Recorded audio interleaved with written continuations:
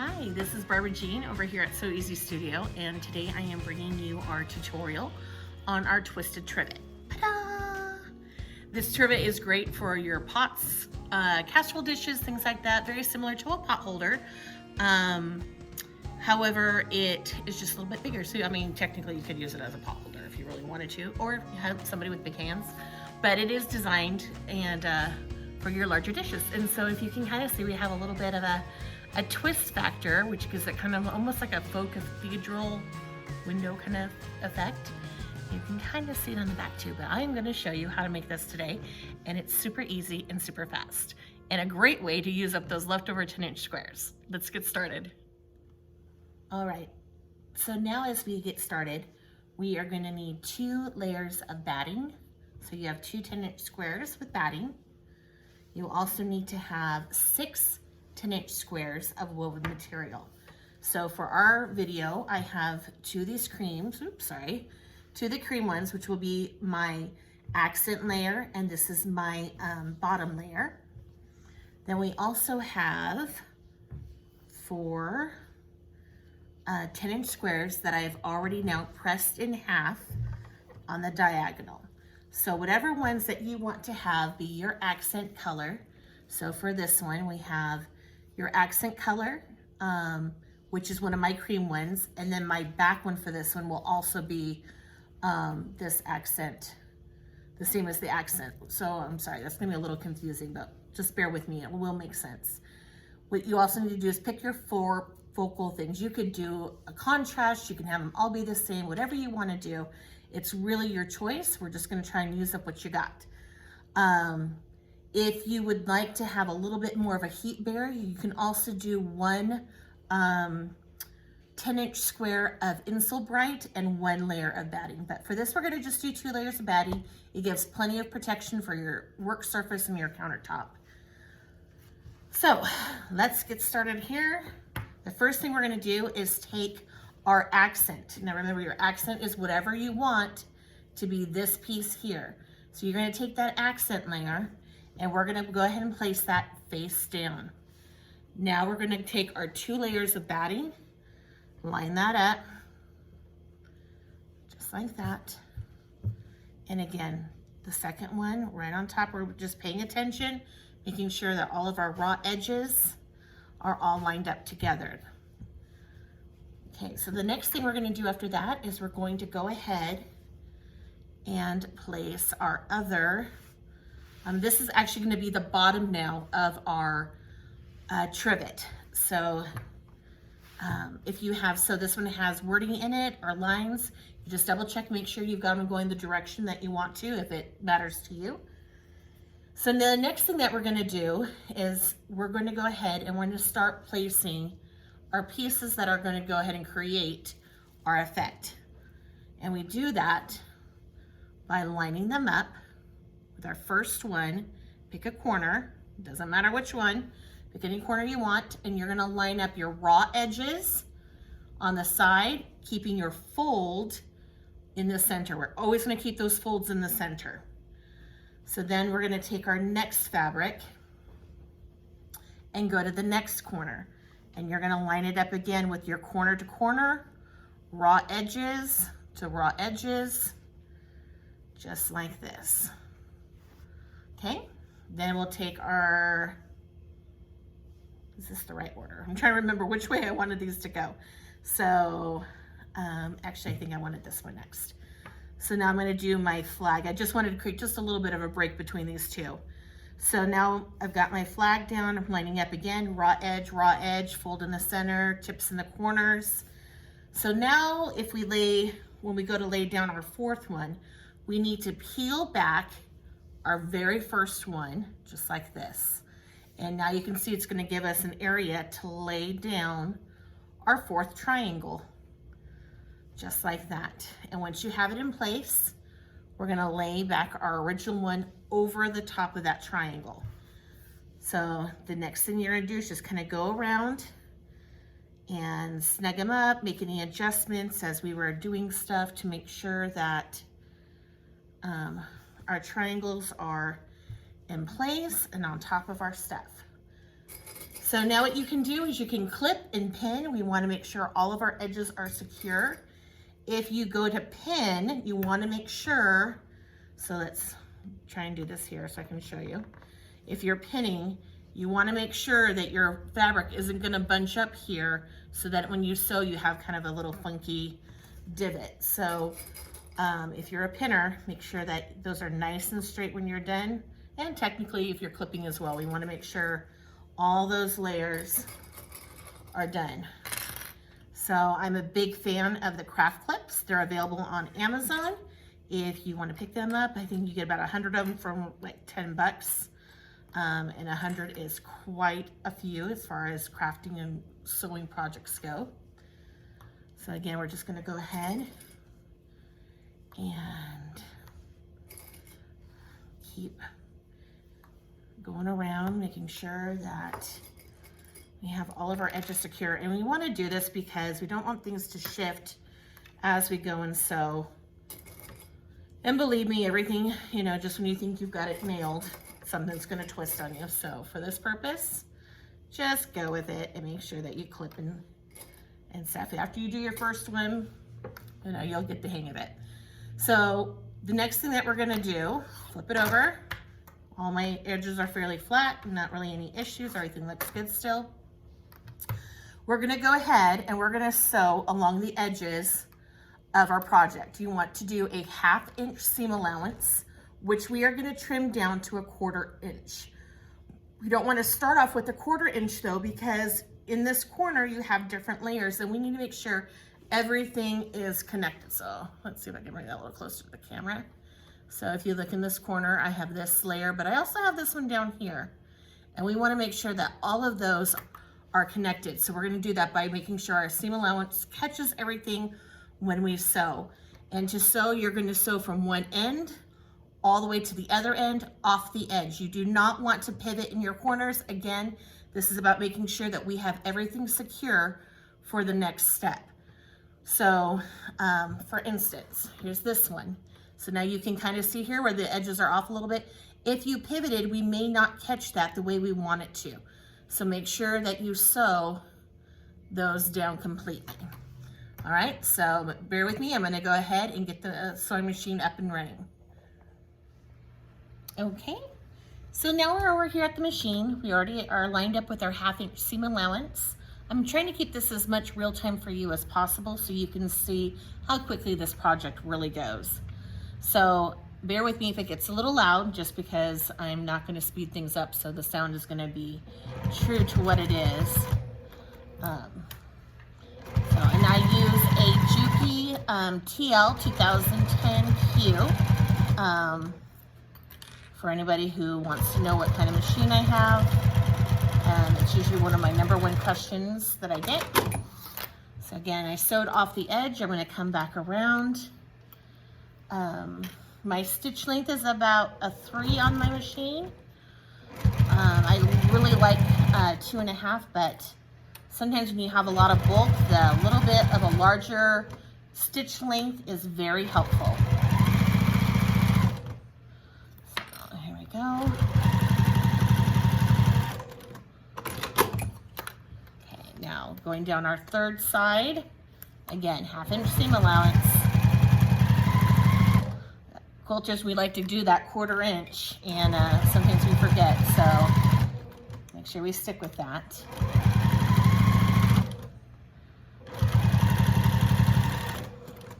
Okay. And we're going to do it one last time.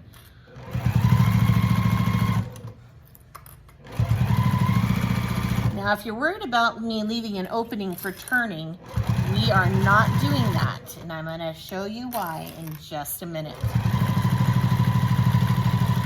Go all the way down and done. Okay, I'm going to smooth this aside for just a second and bring this over here. Okay, so here we are, everything's sewn. We're going to go ahead and trim this down to a 1/4 inch, and then we're going to clip our curves. And I'm going to show you this now before I actually do the other trimming, so we get a good a good camera angle on this. So as you can see, where my stitches here made an X, we're going to cut our curve, or clip our curve. It's not even a curve, it's a corner. So clip our corner, just like this, right above that X mark. You do not want to clip below this because this is what's going into our project. And we want to keep these seams as close as possible, or as stable as possible. And I had to turn on the fan, so if you hear a little background noise, I'm sorry for that, but it is hot here in California. Okay, so the next thing I'm going to do is I'm going to go ahead and just use my scissors. Go back this way a little bit. And I'm going to trim this down about 1/4 of an inch on all 4 sides. And now if you get it to 1/8 of an inch, that's okay. Just make sure that you don't cut into that stitch line. If you happen to cut too close and you go over that stitch line, go back now and secure that seam again. It will be hidden, so you won't see it. As I'm doing this, I'm trying to make sure I stay focused, or stay centered for your camera. So, all right. So now I have this. That's where the fun part's gonna come. Are you ready? So now that we have this, we're gonna go ahead and we're gonna start to turn it. Do that by opening up your center and flipping. You're gonna bring all of those flaps over to the other side. So now if you had a different fabric for your background and your accent center, you would be like, whoa, look at that, so cool. But I didn't do that this time. And I have a photo tutorial that goes with this, which you'll be able to pull up from the link. If you do better with paper than you do with video, we will also have that available for you to be able to see. And then, so go ahead and let's get all those corners poked out really good so we get some nice crisp edges as best as we can. So there we go. So we have that. See, ta-da! So when you have this and stuff like that, you may have just a slight rounding in your corners. It's not going to be 100% like 90-degree angle. So I'm just going to bring over my pressing mat real quick. Try not to bump anything here. All right. So I'm going to go ahead and just press. So pressing my edges. Actually, what I forgot to show you is that before we turn it, I also press normally and set that seam before I turn it. And that is in the directions. If I printed those before I did this video, I probably would have remembered, but I did it, and that's just how it rolls. Okay, so now are you ready for the fun part? So now what we're gonna do, and I have to turn this a little bit, is we're gonna bring this over just about 1 inch. Actually, babe, can you grab me a tape measure so I can measure that? So it should be about 1 inch, but I'm gonna just double check that measurement for you real quick. Yeah, the other end there. Okay. Yep. Hey, look at that. Spot on. So yeah, so you're gonna bring this over about 1 inch. And for this first one, I am just gonna kind of stick a pin in it. And as you do, you're gonna kind of see, bring it over 1 inch, and it's gonna just kind of naturally have this pull and fold over really nicely to the corner. You're gonna do the same thing with all 4 edges. And if you're not sure, just take your little tape measure or your ruler, whatever you prefer to measure with. I love rulers, but you know, sometimes tape measures are just as handy. So hang on here, I'm gonna grab another pin. So I'm actually gonna go ahead and pin these just because I don't wanna lose that in the video. And I'm gonna go back and do this one now. And as you can kind of see, that window is starting to pop through, which was hidden before.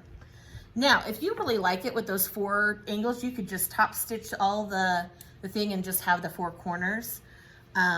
But we like to always put, you know, see what we can do to add a little, what do they go, add a little sparkle, add a little pizzazz.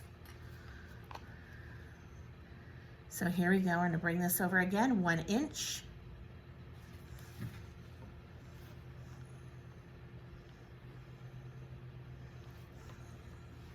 If you are going to use Insulbright and not just the batting, the Insulbright is just a smidge bit thicker.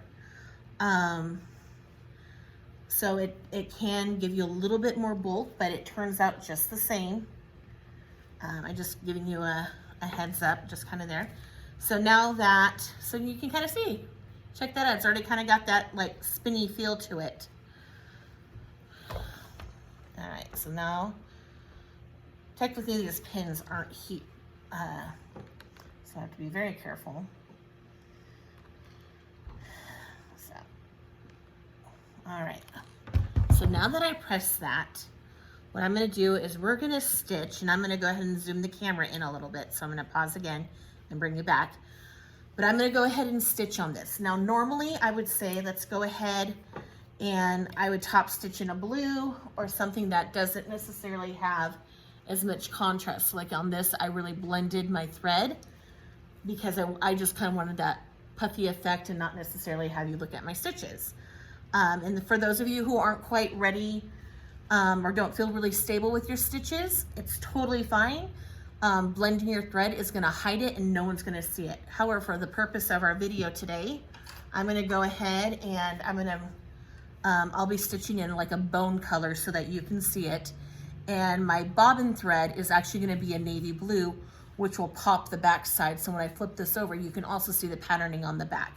But again, if you wanna hide those stitches and just let the stitching itself make the design and kind of have its own aspect, that's fine. Or be bold and do what I'm doing, and let's just put it all out there and have some fun. So that being said, I'm gonna go ahead and change the camera angle. I'll be right back. All right, so I've now went ahead and put our trivet in place, and I'm just gonna do an 1/8 of an inch stitch along the curve of our layered pieces. And so I'm just starting up here where they kind of connect. It doesn't have to be butted up or exact. Wherever you choose to start though, I would just go ahead and make sure that you use that same starting position for all 4. And then you just kind of take it down towards the end, and this is where I will actually turn and pivot it. If you can get it to pivot. And now I'm just gonna come right back up the side on the outer edge.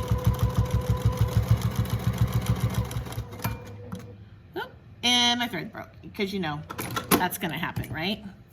So, okay, sorry about that. Apparently when I was showing you my thread the last time, I looped it and got it caught. So hopefully we won't have any more thread breaks as we go along. So here we go. We're gonna go ahead and stitch all the way from the end. Right, had my broken thread there. And I'm gonna stop, and then I'm gonna pivot. So you can, I don't know if you can see, I'm trying to do this so you can see though, that I am not sewing on this next folded piece. I'm just gonna stitch right across, come back around, and just stitch twice, and stop. So just so you guys can see, I'm gonna snip this piece off here. So I'll bring that a little closer. So can you see? There we go. So here is my stitch line all the way down and back around. So now I'm gonna go ahead and I'm gonna repeat it again. And I probably won't stop. I'm just gonna go ahead and sew as I do this. And the other thing before you do this is always just double check and make sure that you don't have any twists underneath, that everything's laying nice and flat.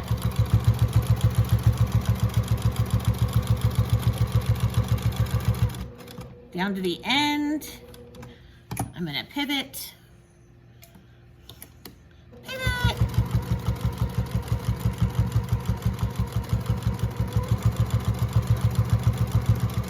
and stitching, not stitching where I was before, but again, just along that edge. I'm gonna turn it one more time and meet up, make sure I meet up where I left off. 2 down. Let's go ahead and let's do the 3rd. Pulling out those pins because I already have this pretty secure. Going to that end. pivot.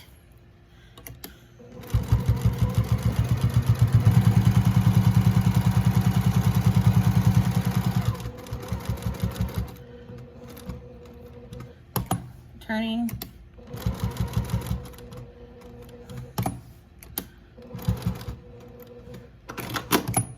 And onto our last one. Again, pull out that pin.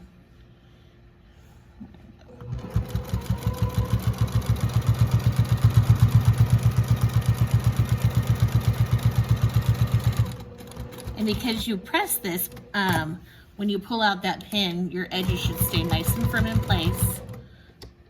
My edge got caught there.